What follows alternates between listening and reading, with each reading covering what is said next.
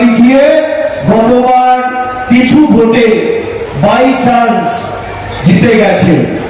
জেতার পর থেকে একাধিকবার চেষ্টা করেছে তৃণমূলে ঢোকার, কিন্তু আমি আপনাদের বলি সিপিএম এর আমলে এই ঘাটাল, চন্দ্রকোনা, শালবনী, গড়বেতা, কেশপুরে বাম আমলের যে সীমাহীন অত্যাচার এবং সন্ত্রাস পশ্চিম মেদিনীপুরের মানুষ ভুলে যায়নি। আমরা আর যাই হোক, যে সিপিএম এর সাথে লড়াই করে মানুষকে সংগঠিত করে 11 সালে তৃণমূল এসেছিল, সেই সিপিএম এর হারমাতদের কোনোদিন দলে নিতে পারবো না। এখানে সন্ত্রাসের মোট 5টি মামলা রয়েছে শীতল কপাটের বিরুদ্ধে ঘাটাল ও দাসপুর থানায়। কয়েক কোটি টাকা আত্মসাৎ করেছে বলে শীতল কপাটের নামে বিজেপি অফিসে পোস্টারও করেছিল। আপনি দেখবেন ভালো লোক, ভদ্রলোক, সভ্য লোক, শিক্ষিত লোক, মার্জিত লোক কোনোদিন বিজেপি করতে পারবে না। যত ছ্যাচর, চোর, চিটিংবাজ, 2 নম্বরি, ভুইফোর, মাতাল, মদ্য, হারমাত, জল্লাদ সব বিজেপিতে। যারা খুনের রাজনীতি করত তারা এখন বিজেপিতে নাম লিখিয়েছে। আমার কাছেও ভুড়ি ভুড়ি উদাহরণ আছে। ঘাটাল ব্লকের বড়হরপুর পঞ্চায়েতের সিপিএম কর্মী সামিউল আলম বর্তমানে বিজেপির যুব মোর্চার নেতৃত্ব দেয়। বিজেপির জল্লাদ, আগে ছিল সিপিএম এর হারমাত।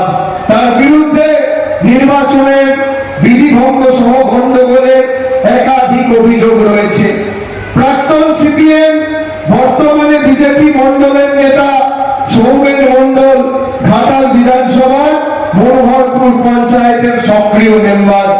ঘাটাল শহরের বাসিন্দা অভিজিৎ অধিকারী বর্তমানে ঘাটাল এলাকায় বিজেপির মন্ডলের নেতৃত্ব দেন। এক সময় সিপিএম এর সক্রিয় ঘাটাল এরিয়া কমিটির সদস্য ছিলেন। সিপিএম এর একের পর এক মণিমাণিক্য। আমাদের সরকার কি কাজ করেছে? কতজন মায়েরা লক্ষ্মীর ভান্ডার পাচ্ছেন? ঘাটালে, চন্দ্রকোনায় কতজন বাংলার বাড়ি পেয়েছেন? কতজন স্বাস্থ্য সাথী পেয়েছেন? তার পুঙ্খানুপুঙ্খ হিসেব আমি নিয়ে এসেছি।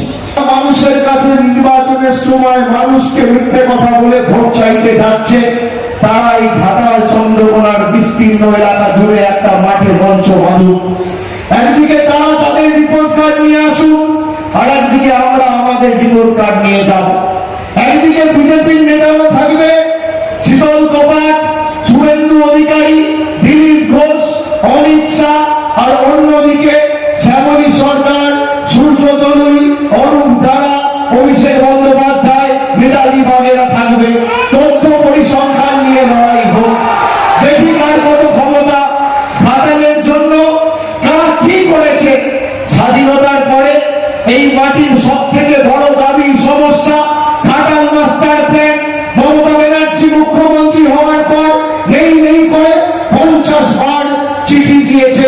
সরকারের প্রতিনিধিরা একাধিকবার বৈঠক করেছে। আমি 2024-এ দেবের প্রচারের সময় ঘাটালে এসে কথা দিয়েছিলাম যে আপনারা দেবকে এখান থেকে জেতান যদি কেন্দ্র সরকার 31শে ডিসেম্বরের মধ্যে কোন সহযোগিতা রাজ্য থেকে ঘাটাল মাস্টার প্ল্যানের কাজ শুরু করব।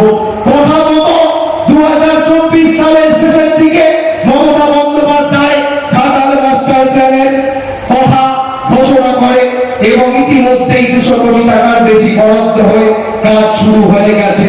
এখানে সব থেকে বড় সমস্যা ঘাটাল বিধানসভার ঘাটাল মাস্টার প্ল্যানে কোন কেন্দ্রের সহযোগিতা আমরা গত 12 বছরে পাইনি।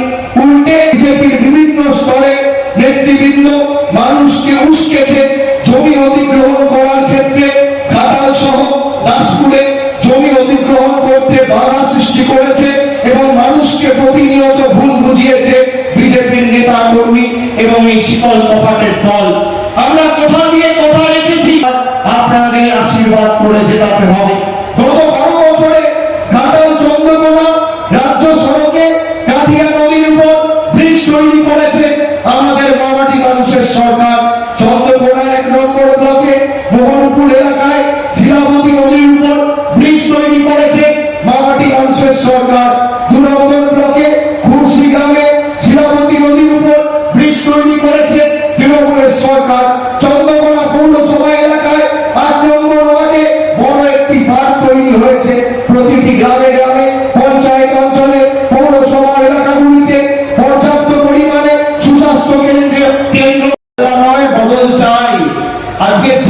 সিপিএম এর হারবাদ বিজেপিতে নাম লিখিয়েছে। যদি মমতা বন্দ্যোপাধ্যায়ের জায়গায় অন্য কেউ হতো, অনুবীক্ষণ যন্ত্র দিয়ে খুঁজে পাওয়া যেত না মমতা ব্যানার্জির সৌজন্যতা। কিন্তু আমি মমতা বন্দ্যোপাধ্যায়ের মতো উদার নই। যেভাবে মানুষকে এরা কষ্ট দিয়েছে আর বাংলাকে বাংলাদেশি বলে অপমানিত করেছে, সব সুদে আসলে জবাব 4 তারিখের পর ফেরার কথা।